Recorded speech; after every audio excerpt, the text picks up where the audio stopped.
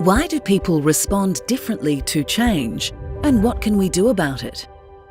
Change takes many forms, from a roadblock on the way to work requiring us to detour, to a change in our family circumstances or changes to our workplace security or ways of working. Changes occur inside and outside of work, and our human response and capacity to adapt to and commit to workplace changes is driven by how we see, hear and feel about the change ahead of us.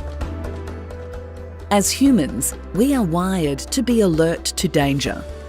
If we sense something might present a threat to us or our loved ones, we experience a physiological response as we decide whether fight or flight is an appropriate response. So, what are some of the different responses to change? 1. Embracing of the opportunity or situation in front of us, often because we can see it is of no danger or the benefit outweighs the risk. 2. Taking a neutral view of the situation, wanting more information on what it might mean before deciding whether it's a threat for you and your family or team. 3. Opposing or denying the change. You are comfortable with the status quo and the way forward seems worse, or you can see something that will prevent the change from achieving its intended outcomes. It is critical in change initiatives that all voices and responses are heard and understood. We are sometimes expected to manage resistance to change, which can include silencing the dissenters. It is way more advisable to engage those who oppose or deny the change, as they may be the source of valuable insight into modifications or tweaks required to achieve success. Change resistance can be overt and hidden, and when listened to and acted on, it can lead to better change outcomes for organisations. Change resistance is usually a sign that something needs attention. Here's how you can help. 1. Focus on trust and clear communication. Support leaders in role modelling open and honest communication and creating a space to support employees. 2.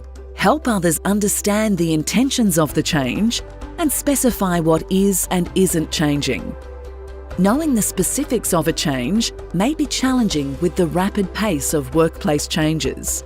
Provide answers to questions such as, why change? What is the change? How do I contribute? How does it specifically impact my role? What role do I need to play through this change? How does it fit into everything else that's happening in the organisation? 3. Guide the transition. Most people need clarity on the change journey. Most communication efforts are focused on the destination, leaving individuals to try and understand what is expected of them and when. People need to understand how to get there and what they need to do. 4. Help build emotional resilience. Listen and consider what else is going on for people. Validate their concerns and feelings, monitor their well-being, and determine if there is capacity to adopt and commit to the changes.